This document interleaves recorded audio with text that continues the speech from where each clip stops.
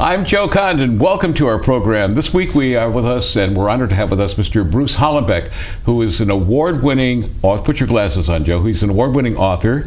He's an entertainer, reviewer for television and radio and newspaper. He's an actor, a screenwriter, a movie producer, and a director who has 7 movies on DVD.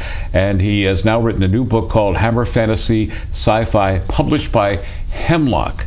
And also, Mr. Hallenbeck's favorite holiday is Halloween. Welcome, old weird one. Thank you, Joe. How are you? Bruce Hallenbeck, it is so nice to have you with us. You've written another book. I try to do at least one a year, yeah. Right. Tell us about your latest book, published by Hemlock. It's called Hammer Fantasy and Sci-Fi. And for those who don't know, Hammer Films is a very well-known producer in England, an independent company that's been producing films since 1948. And actually their most recent production was The Woman in Black with Daniel Radcliffe, which came out earlier this year. Mm-hmm. In England, they're an institution kind of like Disney is here. Everybody knows the name and knows what it means. It means a certain quality of fantasy and science fiction and horror film. So I'm in the midst of doing this series of books about Hammer films. The first one was called The Hammer Vampire, since they were very well known for their vampire movies. And of course these days vampires are huge, and Hammer kind of started that whole thing way back in the 50s. But the Fantasy and Sci-Fi book concerns their many forays into fantasy and science fiction. The book also tries to explore the history of science fiction movies from the very beginning in silent films with the French filmmaker Georges Méliès, who really created science fiction fantasy films in the 1890s. And by 1912 he was pretty much out of the business, but the recent movie Hugo that Martin Scorsese directed, which won some awards last year, is partly about Georges Méliès, who was a real pioneer. He invented all of the basic effects that have been used ever since, and his earliest science fiction film called A Trip to the Moon was very influential, based on Jules Verne and H.G. Wells. So we start with that and we work our way up to the 50s, which is where Hammer comes into the picture. They made several low-budget science fiction films in that era, and then they really struck gold with a movie called The Quatermass Experiment, which was based on a very popular BBC television serial that had been made a couple of years before. And it was kind of their answer to the science fiction boom in America at that time. But with a very British perspective, much more cerebral, a lot grittier, and became a huge success on both sides of the pond, as they say, and was followed by a couple of sequels, and Hammer was off and running. The initial sequel, both the first two of them starred Brian Donlevy, by the way. Mm-hmm. That was their tradition back then, to import American stars to appear in some of their films. Donlevy plays Professor Quatermass, is this very gruff, no-nonsense rocket scientist. And in the first film, the result of his experiment to send people into space is a disaster. A man comes back and gradually morphs into a sort of alien thing and ends up having to be electrocuted at Westminster Abbey, of all places. But the sequel is really interesting, Quatermass 2, which I believe is the first film ever to use a number for its sequel. And in that one, it concerns a takeover of the British government by extraterrestrials. Now, a lot of people may say, well, that's really happened in real life now, but no, actually it happened there first. And it's a very dark and brooding and kind of allegorical film. Similar in some ways to Invasion of the Body Snatchers, which came out the year before. So those two films are kind of watersheds in British science fiction. And there was eventually a third sequel in the 60s called Quatermass in the Pit, which in a way kind of looked ahead to the film Prometheus, which just came out, the Ridley Scott film. because Quatermass in the Pit has to do with the fact that maybe our origins on this planet had to do with some extraterrestrial intervention in the distant past, and it's a really compelling movie, probably the best of the three. Now, what made you want to start writing a series of books on Hammer and sci-fi? Where does your interest in this come from? Well, part of the book is dedicated to my father, who I remember watching a movie with him when I was 5 years old, lying on the couch in the house watching The Undying Monster on TV. It was the first monster movie I'd ever seen. It was a werewolf movie. So I kind of credit him with helping me to discover this interest that has been with me ever since. I kind of dedicate all of my books, and all of my films for that matter, to his mother, my paternal grandmother, Martha Hallenbeck, who made sure that I got to see every single fantasy and science fiction and horror film possible when I was a kid.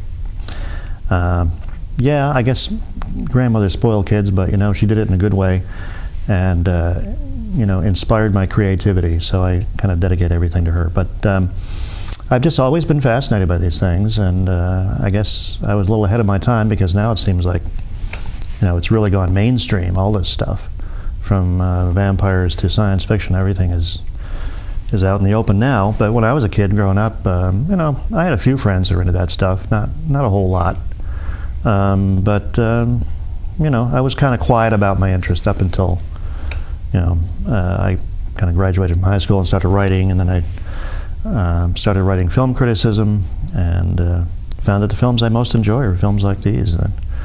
Now, you've written and produced several films which you can buy on the web. You've written many books, and you continue to do that, and you're also a reviewer.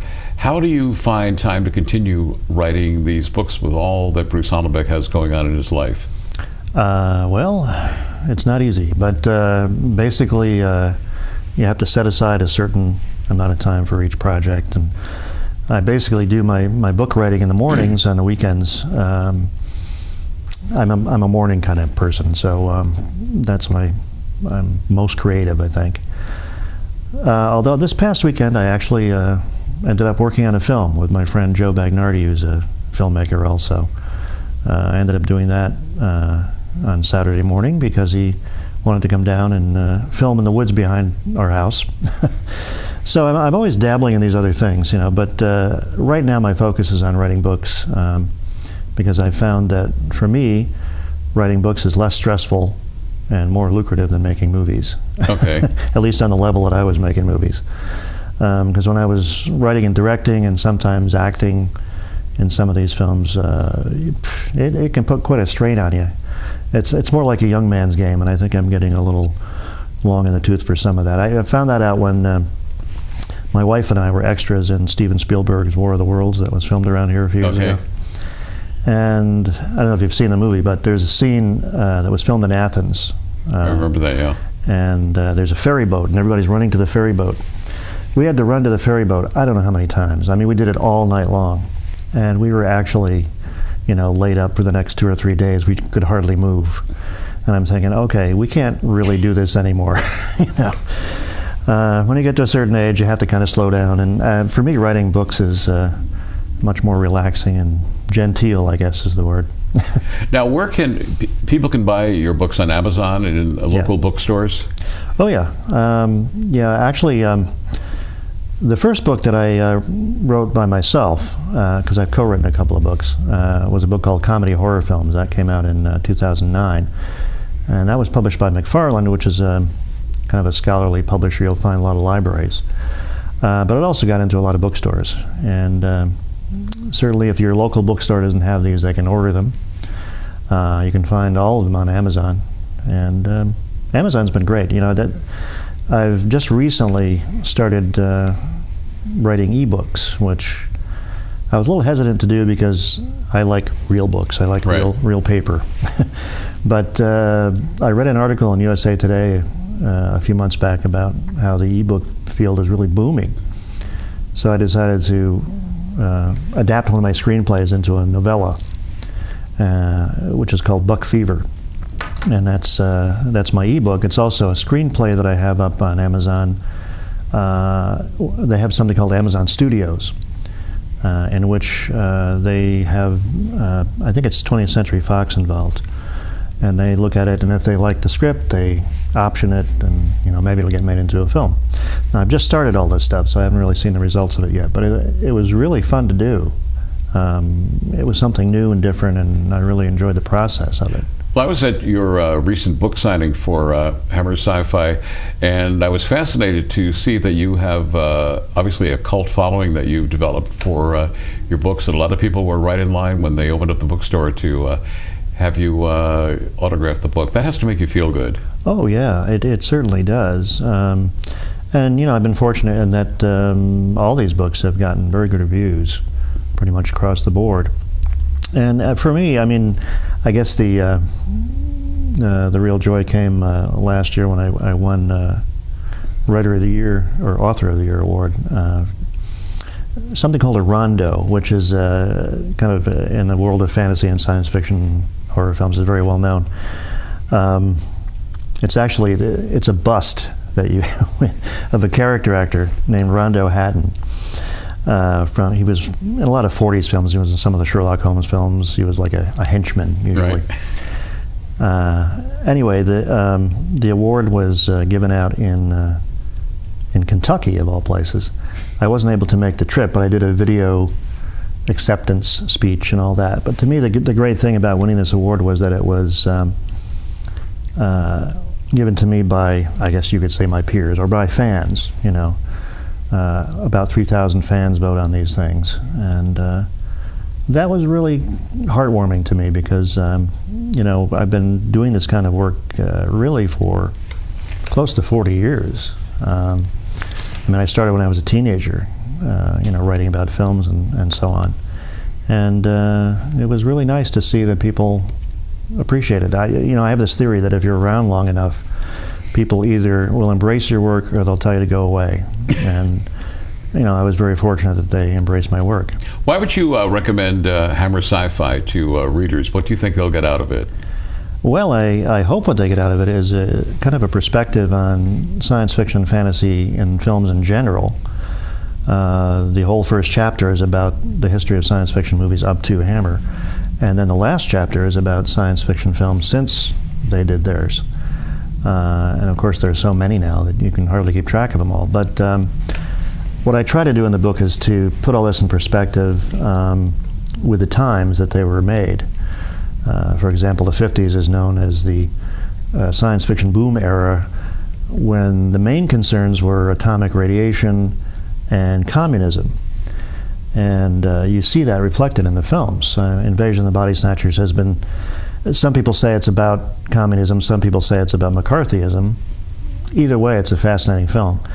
Movies like The Beast from 20,000 Fathoms or Them, which are about radioactive beasts, caused by the horrors of nuclear fallout. Those are all the big questions that were on people's minds at the time, and the big concerns they had. So no matter what era the film was made in, you see the sort of the behind the scenes processes of what was on people's minds then. The films that are being made now, especially since 9/11, Spielberg's War of the Worlds was very much a movie about terrorism in some way. In fact, in the early part of the film, when basically New Jersey starts blowing up, the little girl says, "Is it terrorists?" That's the first thing you're going to think about now, instead of invaders from outer space. Well, back in the 50s, the invaders from outer space were usually, communists in some way or other, or they, were based on communists. Now they're terrorists. So that's how, the genre is adapted to its particular time and place.